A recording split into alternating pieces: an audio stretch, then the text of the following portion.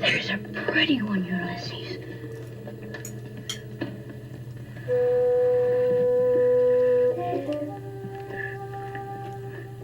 There it is. It's great to have Joseph from Calgary back, not only from Calgary, but from Rough Ghost, so the most fabulous literary blog in Canada, I'm pretty sure, and maybe even farther afield. Joseph, welcome back. Hi, thank you. Joseph is here to talk about work of translated fiction from Archipelago Books, I think very newly available in North America. It's called Eastbound by, if I'm pronouncing her name right, Maylis to Kerangal, translated from the French by Jessica Moore. Tell us about this book. What's the opening premise, Joseph? Okay, so this is the book, the Archipelago edition, which has a much nicer cover than the UK edition, which was just plain.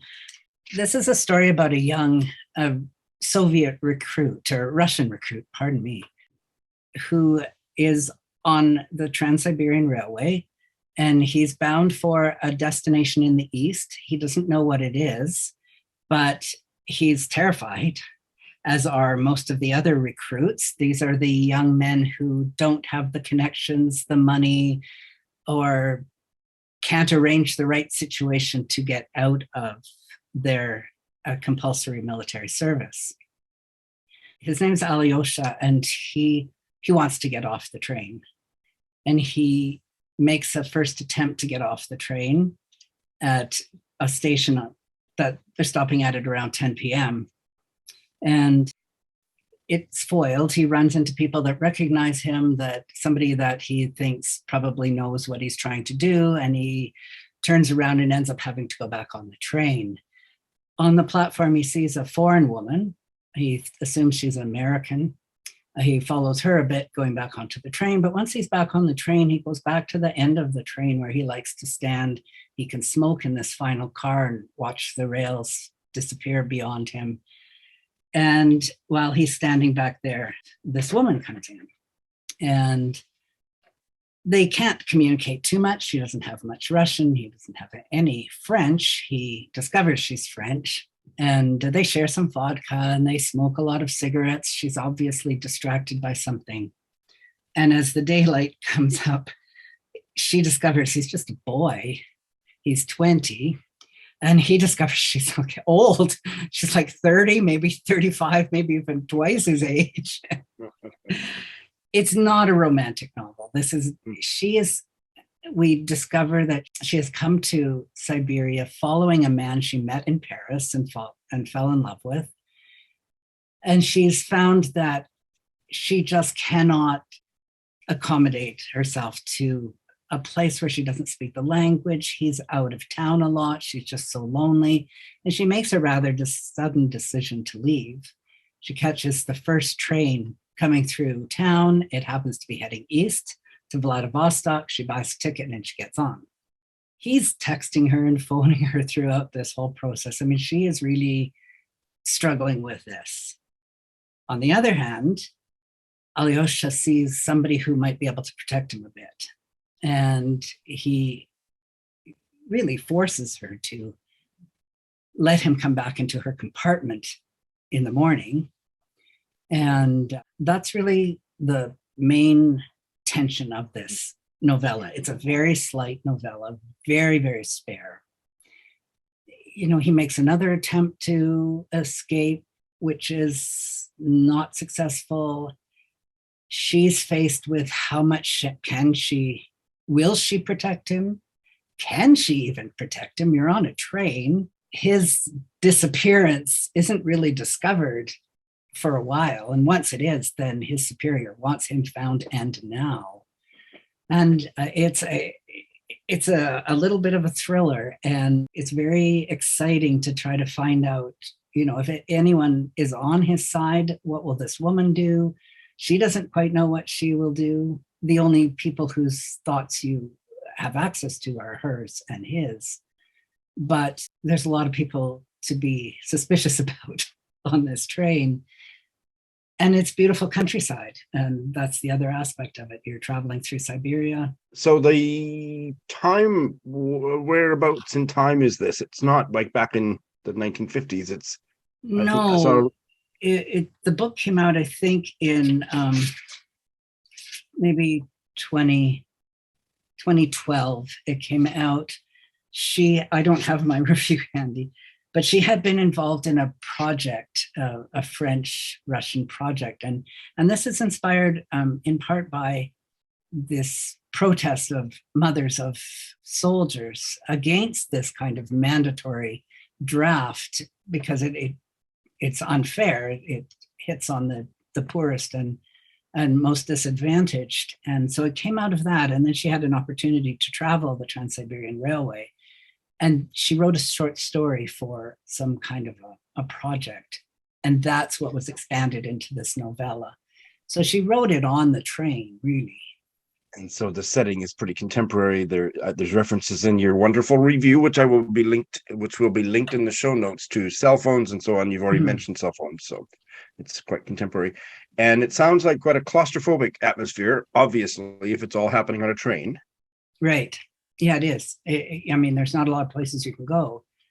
And even the scenes on the platforms are very richly evoked, because everybody gets off to have a smoke, and there's a flood of these merchants that come in to sell whatever they can, and it captures all of that really beautifully.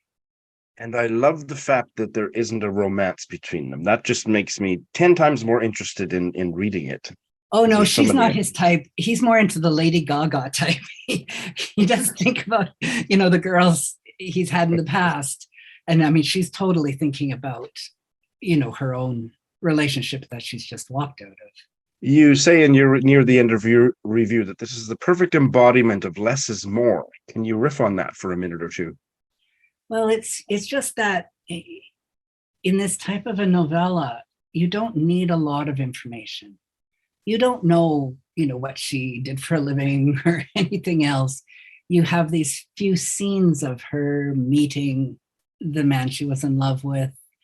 You have these memories in his mind of the girls that he had in his short life, but you don't know anything about his family. You don't know any of that, but you have this full image of these two human beings at this moment in which their lives are crossing. And even the other characters, they're sketched in such a way that, you have this full image, but you're not bogged down by backstories. And how novels can get really tied up with a huge backstory. In this kind of a book, you don't want that. You just need enough, but you need these key scenes. He gets beaten up at one point, and he's quite strong, so he can hold his own, and those scenes kind of set his anxiety. There's a scene where it describes the recruits on the platform, trying to act tough, but they're really just terrified. They're all terrified. It's these moments that you capture, and then the beautiful scenery that's going by. Her sentences are often long, and they'll flow, and you get this feeling that you're on this train, and these forests are passing by, and Lake Baikal, and everybody gets out and has their cameras, or their phones, and these moments are what's needed to create this incredible experience that you just can read in a couple of hours. It was published in 2012, and so now 10 years later, I imagine that it's impossible to read it without kind of reflecting on current events in that part of the world. Yeah. No, it's very timely now to read it. It made me think about everything that's perfect in a short story. And I think a novella is somewhere between the short story and the novel. It's not a short novel. It is a different form. And this one is definitely captures that. It has everything you'd want in a longer short story, but it's not bogged down or distracted in a way that a novel can get. Well, it sounds amazing. I can't wait to read it. And Joseph, thank you so much for telling us about it. Thank you. Yeah. It's not Nancy of the Literate Quilter's blog's debut appearance, but it is her debut appearance in 2023. So happy New Year, Nancy, and welcome back. Happy New Year. I'm so glad to be with you back with a book chat, Sean, especially with this book. Well, when I saw your tweet, maybe was it your tweet or your Goodreads post about this novel, I just was seduced. It is by an American novelist of Finnish background, as far as we know, born and raised in America. The novel is called The End of Drum Time by Hanna Pylväinen. And what an incredible premise it is. So please tell us about this book. I was very attracted to the idea of this book because it was set in 19th century upper parts of Finland, and it talked about the Sami people. And I had an exchange student's sister from Finland, and her daughter was my exchange student daughter for a year. So between living with a Finn for 2 years and my brother having gone to Finland for 2 years, I'm a little familiar with Finland. And one of the things that Alina had talked about living on the Arctic Circle was the Sami people. I said it wrong again, didn't I? Sami people. She had traditional costumes that she brought with her and things.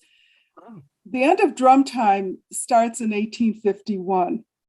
There is an outpost near the Arctic Circle in Finland where a Lutheran pastor has become an attraction because he's very passionate in his preaching, very strict. He's against especially drinking. And the Finns and the Sami and the Swedes come from up to 40 miles away on a Sunday to hear him preach because it's the best entertainment around. Fire and brimstone type? Fire and brimstone. He was not following the mainstream Lutheran church at the time. So he was very suspicious. He was seen with suspicion by the higher ups, but he was being very successful, he thought, in attracting people. This character is based on a real historical man, Lars Levi. In the novel, the complication comes when Lars Levi's daughter, Willa, begins to doubt what he's preaching. And she's in a situation where there's really nobody suitable for her to marry, being that she's poor and she's educated by her father. They were going to send her further south to find a husband, but she falls in love with a very handsome, charismatic Sami reindeer herder. Their love affair is doomed because as a reindeer herder, he needs to marry somebody who brings wealth, which is in the form of a reindeer herd, especially since his father has become addicted to the alcohol that's sold at the outpost in town and has had to sell his reindeer to pay his bill for his drinking away the herd. And the son is in desperate situations. What can you tell us about the Sami people?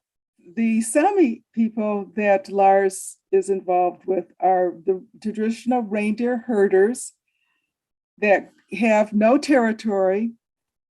They have no political voice. They have no particular country that they belong to. They follow the reindeer wherever they need to go to graze. So they cross borders from Finland to Sweden into Russia.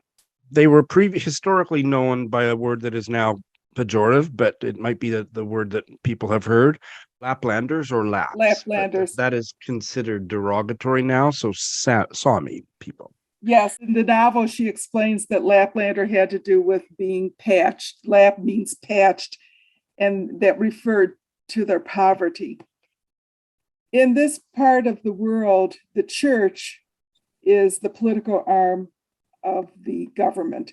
They are the ones who take the taxes from the Sami people. They are the ones that mete out justice. So as Lars Levi becomes known to the bishop and the higher ups as being a loose cannon, they decide they have to remove him. And they send in a man who is involved in some ways that he shouldn't be, because he owns the store that's making money by selling the liquor to the Sami people. And he reverses a lot of the teachings that Lars Levy has been preaching about being against alcohol, because it's economically helpful to him. It sounds like colonialism writ Yes. small, on a small scale. Yes. Tell us about more about the daughter.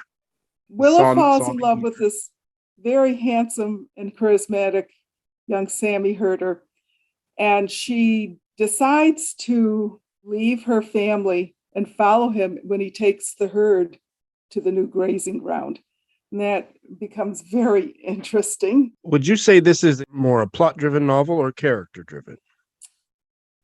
I would probably say it's more character-driven, Good. because the characters are so very unusual and you understand them a lot. There is a kind of plot, which is, of course, there's the love story. There's the plot of what happens when the man replaces Lars Levy and comes. And so another part of the plot is when the Russians decide to close the border. So the Laplanders, who are neither Finns or Swedes or Russians, cannot go over to Russia unless they decide they are Russian. But they can't decide they're Russian, because then they can't come back to Sweden and Finland. So their actual way of life is being threatened. There are these things in the background, but the characters are really well drawn. One scene that I really loved is when the young reindeer herder, who was the love interest, his father was a drunk, and he drank away many of his reindeer, which he had to sell to pay for his bill. He goes into the church one day when Lars Levy is preaching, and he converts. And he gives up the working with the reindeer, lets his son take that burden completely on his own, and becomes a student of theology. He asks a question one day about how you know if you've sinned. And Lars Levy's saying, well, we have this precognition. He's got these big words and everything. And the character, the Sami character, tells it from the way of his culture, which is that the truth is like a snowflake. And he just holds his hand out like this, that, it melts in your hand. Or it's like lassoing a reindeer. And he says, the truth is the reindeer that got away. Well, that's I just love that, the way that his thinking was so clear, but so very different from the man who thinks he has the answer for everything and knows everything. it reminds me of a Buddhist koan. It's like a Sami koan. Wow, that's profound. That's lovely. Yeah. I'm really intrigued by this one. Nancy, thanks once again for enlightening us all on, I don't know how you find all the good books, but you sure do. So thanks for telling us about this one. Thank you. I am giddy with excitement that Nyambura from Nairobi is joining us again. Hello, Nyambura. Hi, Sean. It's so nice to be back. Nyambura has their finger in many bookish social media pies.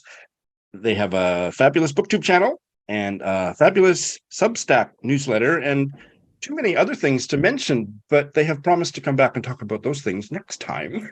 Can you give us a little tease about what's going into maybe the next issue of your newsletter or what was in the last issue? It's really turned into a bulletin board masquerading as a literary newsletter, but it started off as a site for me to talk about like the hot topics in literary discourse, but also talk about literary hotties. So every so often when an author is a hottie, I'll be like, oh, I love their writing, or do I like them? And then it turns into a whole detour. So you never know what you're going to get that week. Can you give us an example? The writer who we're going to be talking about today, for instance, I have a huge crush on this guy. You'll find out, your viewers will find out in a few minutes who we're talking about. But part of the reason I've watched his videos is just to see his face. So, and also there was a chat he had with somebody. who I also find a literary hottie. So it was hottie plus Double. hottie in one video. Listen, I don't understand how I had to watch it 3 times just to get anything from the video. Because the first time was just to look at them. The second time was to listen to the accents. And then the third time was to listen to the content. Yeah, I get a lot of comments. People have similar experience watching my videos. Mhm. No, yeah, exactly. Well, we have to get straight to the bite-sized book chat then. And I will have put the man's picture on from the moment we started talking, so people can see if anybody knows who it is. The book is a collection of linked short stories that came out last year. If I Survive You by Jonathan Escoffery.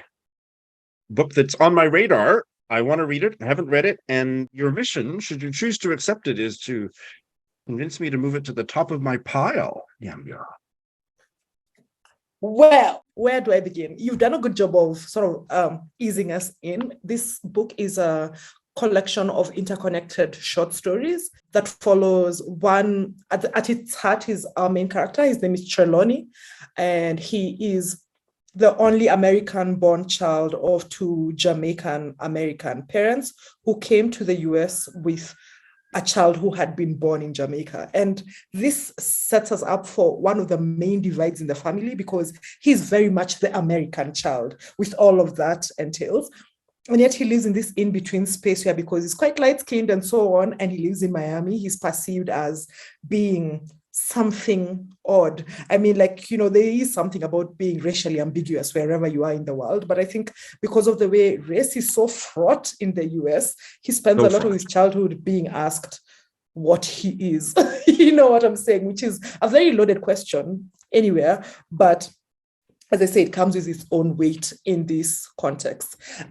So there's that, like we are navigating issues of his identity, and then also looking at his parents' time in the US, and they don't have such a great time settling in for a host of reasons. They've had a huge shift in their status coming from Jamaica to the US. They were solidly middle class, upper middle class in Jamaica, you know, the sort of family that has 2 cars. Okay, now people who are watching in North America might not understand how big a deal this is, but I live in the global South. Most families don't have a car. So if you have 2 cars, I mean, wow. I mean, how does it feel to be God's chosen? So they've come from a certain status in Jamaica, and their position is greatly reduced when they move to Miami. But they're moving because of the political conditions in Jamaica and so on, and that's also explored in the course of the novel. So we see some of their life before, we see their life bringing up Trelawney and his brother, and we are mostly following Trelawney as he navigates his childhood, his youth, the breakup of their family. That's not really a spoiler, actually. It's central to the plot. Yeah, and him also navigating his adult years. Now, if you want me to stop now, I can stop and take a breath, but I'm happy to talk a little bit about his adult years, because his adult years are actually what drew me to this novel. He encounters some poverty. He grows up fairly, you know, like lower middle class, but his parents are okay, you know. Then as an adult, he even has a period of homelessness. He has to live out of his car and so on. Again, not a spoiler, but it might be one of the first times I saw poverty discussed in a very particular way in an American novel. I feel like so many novels focus on the middle class, upper middle class, rich experience. I mean, this is also a problem with TV. You know, there's a lot of prestige TV is people of a certain class and upwards. It's almost like there are no working class people in the US, there are no poor people in the US, there are no homeless people in the US, you know, and this is not true. And especially to see someone whose status has fallen so significantly be at the center of a book. I mean, just to give you an example, he gets this job, and the highlight for him is that he's going to have a place where he can go to the bathroom without being disturbed and without having to pay to use the bathroom. Now, if you've had a desk job or a job where you could use the bathroom and you could go home and use the bathroom and so on, you probably never stop to think about what a person who is unhoused is doing in terms of their toilet situation. But I mean, like, there are moments like those in the novel that just they really capture the spirit of where he's at that moment, which I really enjoyed. Fascinating. Now, maybe it was a slip, but maybe it was not a slip. You just referred to it as a novel. So, is this a novel or is it a collection of short stories? Did you experience it more as a novel? Yeah, I will say, because these stories are interconnected and we are seeing the same character, it felt novel-like. But yeah, technically it's a collection of short stories. And if I remember correctly, they had been published in different places before they were put together in this one novel.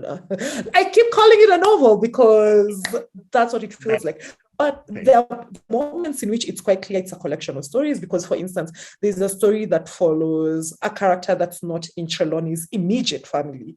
And that's a detour. And some people have said that that little detour takes something away from the telling of the story. But it could also be argued that it's a way for us to look at Trelawney's condition without us necessarily like focusing our gaze on him for the entirety of the novel. I mean, I'm not a writer, but on that level of craft or trying out things or, writing a character from a variety of angles, this book, I'm going to call it a book going forward, does a lot of interesting work. Yeah. Great. What can you tell us about the author? What can't I tell you about the author, ladies and gentlemen, girls and boys? First of all, much time do I have? He's a hottie. Exactly. He's a hottie. And he's also spoken in interviews about how, yes, because I've watched a lot of interviews, listened to a lot of podcast episodes where he has been featured. But he talks about how there's a bit of an autobiographical element to these stories. He's Jamaican American, he grew up in Miami and so on.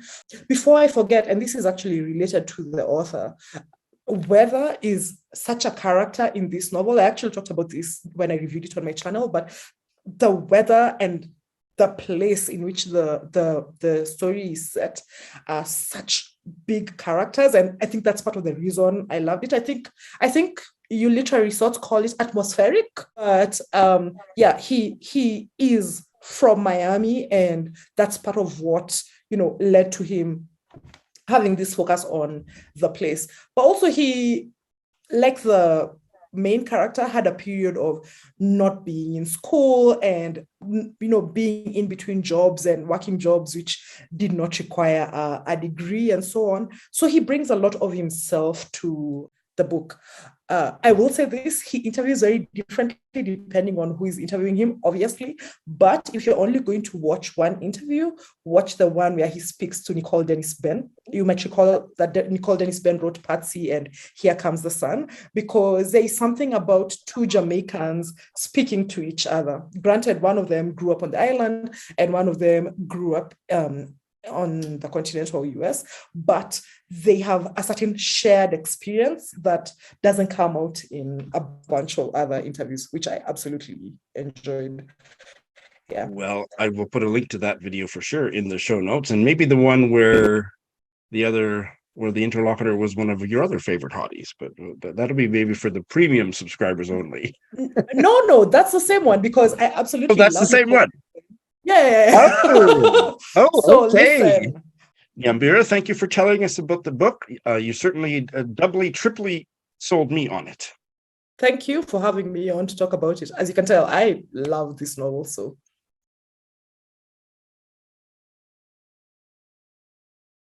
it is a particular delight to welcome a long-term subscriber of my channel who I've never met before, not even on the internet, as a guest on Bite Size Book Chats. Please welcome Regina from New Orleans. Regina, hello.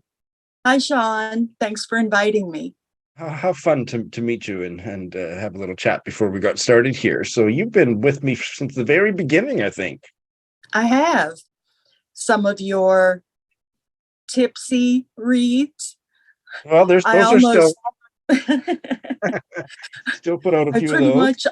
Pretty much always watch your Friday reads, and then reviews on books that I'm particularly interested in. You're one of the one of the few booktubers that I really watch on a regular basis. Lucky for me, and how lovely. And New Orleans, do you have a favorite writer from New Orleans or a favorite book set in New Orleans? Just Probably the quintessential is John Kennedy Toole's A Confederacy of Dunces. And then, of course, there are all the Anne Rice vampire books and the Witching Hour books. So those are probably the two most famous writers from here. There was a 19th century writer, George Washington Cable, who wrote a lot about the French Creoles in New Orleans and in Louisiana. So he's a pretty interesting writer. oh, okay, I'll have to check him out. Maybe have you come back and talk more about him on another day. We're going to be talking about a really famous book on BookTube Yes. that you were one of the very early readers of, and that's by BookTube's own Katie of Books and Things, her debut novel, The Secrets of Hartwood Hall, which bizarrely was published in North America before it was published in the UK. It came out in North America at the end of February. You read it and loved it. Tell us about it. I pre-ordered it and I got it on release day, which was exciting. Almost immediately started it, and I did. I loved it from beginning to end. I thought it was Wonderful. an excellent novel. What is the opening premise of the novel? You have Margaret Lennox, who is a widow, and interestingly, she is deaf in one ear.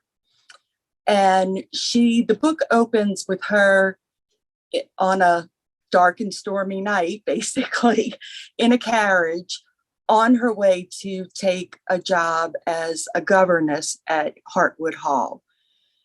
The opening is very Gothic and mysterious.